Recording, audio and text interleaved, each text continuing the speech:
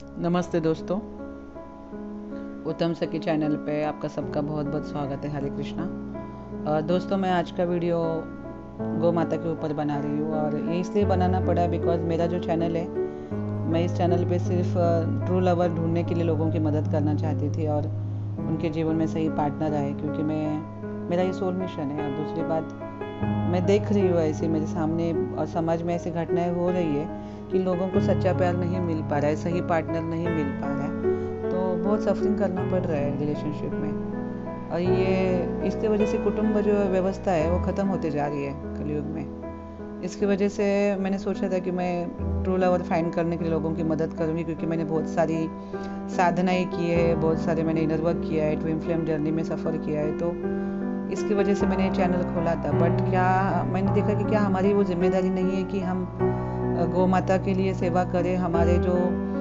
जो भी हमारे सामने दिख रहा है, जो भी समाज में दिख रहा है, हमारे जैसे सोल का वो कर्तव्य है कि हमें आगे बढ़ के इस चीज़ पे काम करना चाहिए। तो मैं ये वीडियो इसलिए बना रही हूँ दोस्तों गौ माता के ऊपर, क्योंकि मैं एक ट्विन फ्लेम जर्नी में हूँ और मैं एक ऐसी सोल हूँ जो अगर भगवान ने मेरा क्रिएशन किया है तो मेरा सोल मिशन दिया है, कुछ सोल पर्पस दिया है, उसको जानने के आने अलग अलग रास्ते दिए मुझे। अब जब मैं इस सही रास्ते पे बढ़ रही हूँ आगे, तो क्या मेरा यही कर्तव्य है कि सिर्फ मैं लवर्स को मिला हूँ या फिर सिर्फ साधना तो लोगों को नहीं, मुझे हर तरफ से देखना पड़ेगा कि क्या कर सकती हूँ मैं धरती माता के लिए, क्या कर सकती हूँ मैं यूनिवर्स के लिए, कैसे सर्व कर सकती हूँ मैं यूनिवर्स को। तो ये सब भी तो हमें देखना होगा ना। इसमें गौ माता भी आती है दोस्तों, क्योंकि अगर गौ माता बचेगी तो धर्म बचेगा और धर्म बचेगा तो ही देश बचेगा। हमारा भारत संस्कृति क्या है, हमारा देश क्या है, पूरा वर्ल्ड अभी जान रहा है, और मगर देश के अंदर क्या चल रहा है। तो मैं इसलिए ये वीडियो बना रही हूँ दोस्तों, क्योंकि मैं ऐसे गौशालाओं को जानती हूँ जिस गौशाला के अंदर जो कत्ल खाना में जो लेके जाते हैं ना गौ माता को, ट्रक भर भर के लेके जाते हैं, तो कुछ हमारे भाई लोग हैं जिन्होंने उस गौ माता को बचाया है और एक जगह पे उन्होंने गौशाला खोल के वहाँ पे उनको रखते हैं वो लोग। और हर कोई बच्चा, मतलब सबको कोई बड़ी बड़ी सैलरी नहीं है उनमें, कोई 10,000 कमा रहा है, कोई 15,000 कमा रहा है, मगर फिर भी वो सब ने मिला के अपना अपना छोटा थोड़ा पैसा में निकाल के वो गौशाला चला रहे, क्योंकि कत्ल खाने में जा रही थी वो गाय। तो कुछ भाई लोग ऐसे भी है जो गायों को बहुत प्रेम करते हैं, तो मैं भी अपने तरफ से उनको कभी ना कभी डोनेशन देती हूँ, यथाशक्ति मैं भी उन गायों की सेवा करती हूँ। बहुत सारी गौशाला मेरे ऐसे पहचान की है जिनको मैं, जब भी मेरे पास कुछ आता है, क्लाइंट का कुछ पैसा आता है, कुछ भी आता है, तो मैं उसमें से थोड़ा निकाल के उनको देती रहती हूँ। क्योंकि हमारे शास्त्रों में भी बताया गया है कि जो गृहस्थ जीवन जीता है उसको अपने आमदनी का 50% दान करना चाहिए, 25% खुद को रखना चाहिए और 25% परिवार को देना चाहिए। तो अभी तो वो पॉसिबल नहीं है क्योंकि आमदनी लोगों की इतनी कम हुई है। बट इसका मतलब ये नहीं कि हम कहीं पे भी कुछ भी पैसा नहीं नहीं देना चाहिए, ऐसा भी तो नहीं है ना दोस्तों। तो अभी मैंने देखा कि वो जो गौशाला है उसके अंदर जो सेवक है वो बीमार पड़ गए, तो गायों को खाने के लिए चारा नहीं था, और चारा नहीं था, इसकी वजह से गाय इतनी हड्डी हड्डी हो गई और बीमार पड़ गई कुछ गाय, उनके पास छप्पर नहीं था रहने के लिए। और ये बच्चे मतलब खाना खाने में, मतलब चारा लाने में अरेंज करते रहे, और बारिश में बहुत सारी गाय बह के भी गई।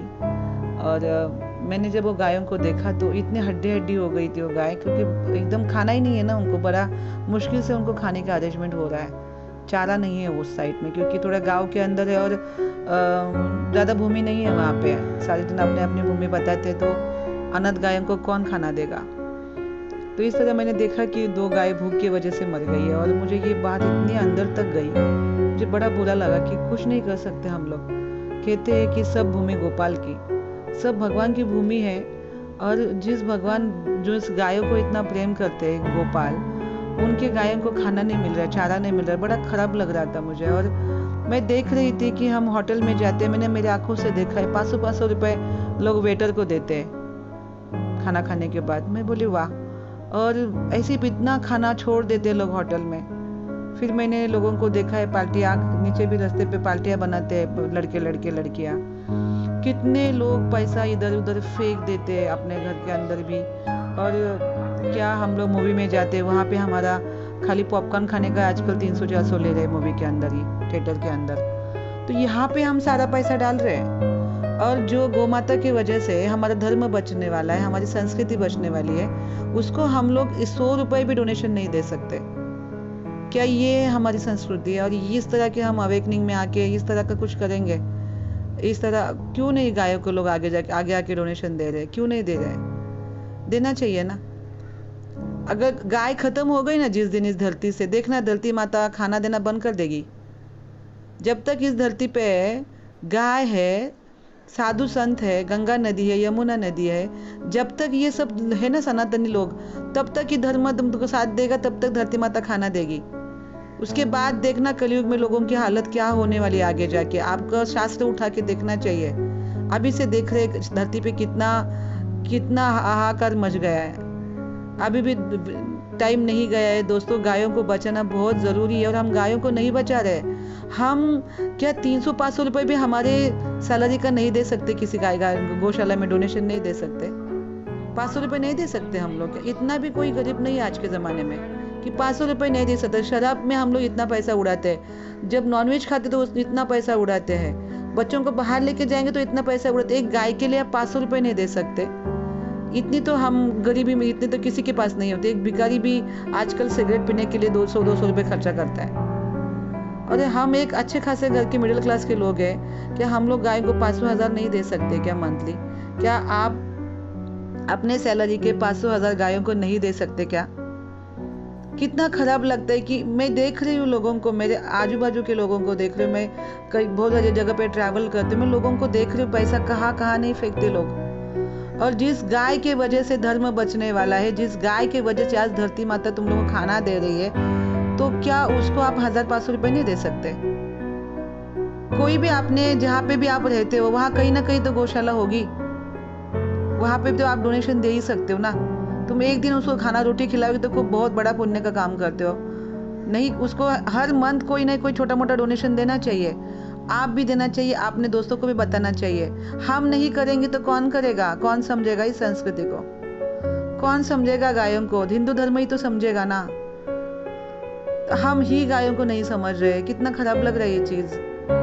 आज गौ माता भूखी मर रही है और हम 100, 200, 300, 400 रुपए नहीं दे सकते। अगर एक इंजेक्शन गायों का मिलता है 300 रुपए में, हमारी औकात नहीं है उतनी देने की। क्या हमें देना चाहिए वो पैसा? गायों को देना चाहिए। अगर मैं उन लोगों को बोलती हूँ जो अवेकनिंग में आए हैं, जो खुद को ट्विन फ्लेम बोल रहे हैं, जो खुद को अवेकन पर्सन बोल रहे हैं, कि कह रहे कि नहीं हम अवेकन है, हम ट्विन फ्लेम जर्नी में है, हम विशेष सोल है, क्या उन सोल की जिम्मेदारी नहीं बनती इस चीज को करने के लिए? हर एक सोल की जिम्मेदारी है। जो हिंदू अपने आप को मानता है उसकी जिम्मेदारी है। सिर्फ हिंदू की बात नहीं, अलग अलग धर्म के लोगों को भी ये करना चाहिए, क्योंकि उनका भी भरण पोषण धरती माता करती है।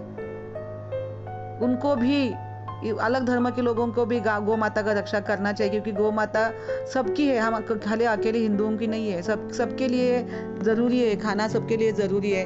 सब हवा ले रहे, सब सूरज का धूप ले रहे, सब धरती से खाना ले रहे। सबको कुछ ना कुछ अपने तरफ से सनातन काम करना चाहिए, पुण्य का काम करना चाहिए। आप जानवर को ऐसे भूखे मरते हुए देख सकते हैं क्या? और जो मेरे जैसे जो ट्विन फ्लेम जर्नी अपने को ट्विन सोल मानते हैं, उनको तो जरूर आगे आना चाहिए इस चीज के लिए। यही तो सोल मिशन है। सोल मिशन खाली इतना नहीं कि उसके लिए मरे जा रहे हो, वो तो अपना खाना पीना खा रहा है। नहीं, तुम जब तक नेकी के काम नहीं करोगे तो यूनिवर्स तुम्हारा दरवाजा कैसे खोलेगा?